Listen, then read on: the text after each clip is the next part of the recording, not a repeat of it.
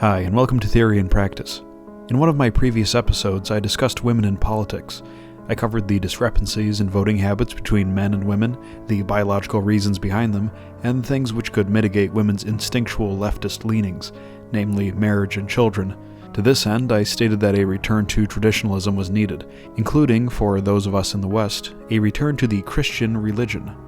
Some people were curious as to why I chose Christianity instead of other faiths, and others asked why it would be necessary to have a religion at all. Some were even quite angry, claiming that Christianity was the liberalizing force responsible for the West's downfall. Here I will address all of these points, and prove the absolute necessity of faith among those seeking to enact a non-leftist program.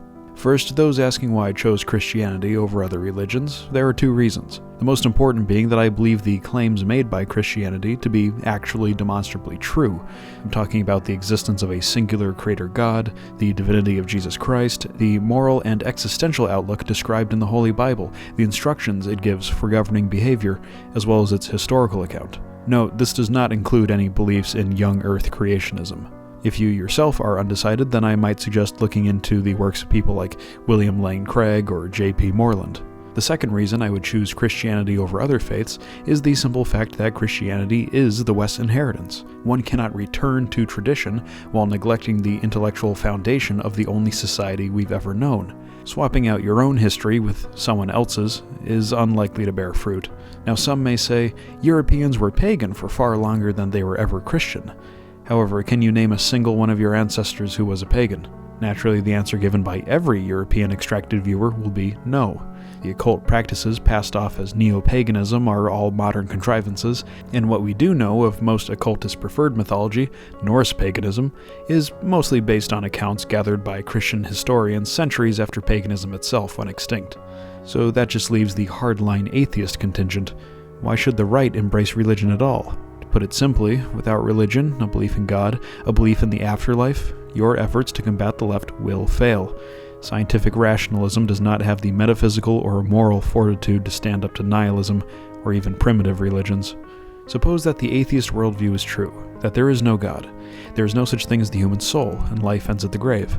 All life, in fact, all civilization, everything and everyone you have ever loved and cared for will be swallowed by the dying sun. There will be no memory, no evidence of you or anything you have ever done.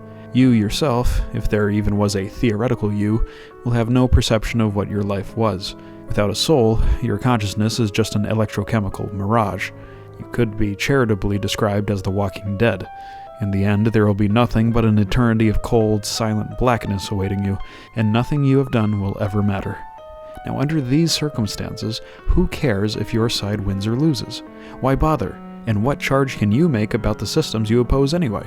There is no moral system to be gleaned from any of this, since whether you choose to live your life giving to charity or skinning infants alive for the fun of it will all come out in the wash. That is the heat death of the universe.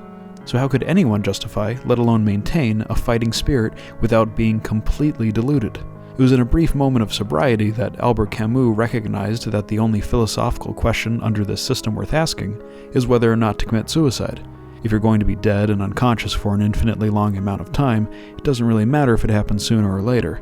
Additionally, it's better to not have children, since existence is a curse filled with meaningless suffering. It's far better to distract yourself with drugs, sex, or whatever toys you fancy. Become a bugman. And if you'd like to continue happily wallowing in these distractions, I would advise you to join up with the political left. Not only are they currently in power, thus granting easier access to material comforts, but the liberal belief in do what thou wilt is far more philosophically consistent with nihilism.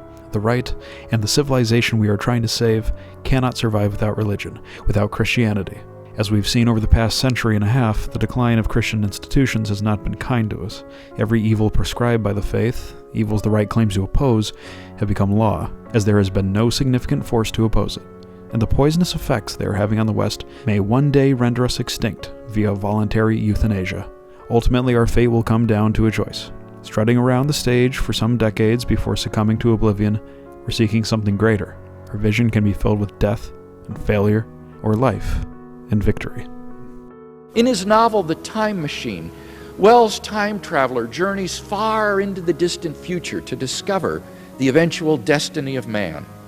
And all he finds is a dead Earth, except for a few lichens and moss orbiting a gigantic red sun. The only sounds are the rush of the wind and the gentle ripple of the sea. Beyond these lifeless sounds, writes Wells, the world was silent. Silent? It would be hard to convey the stillness of it. All the sounds of man, the bleating of sheep, the cries of birds, the hum of insects, the stir that makes the background of our lives, all that was over. And so Wells' time traveler returned. But to what? To merely an earlier point on the same purposeless rush towards oblivion.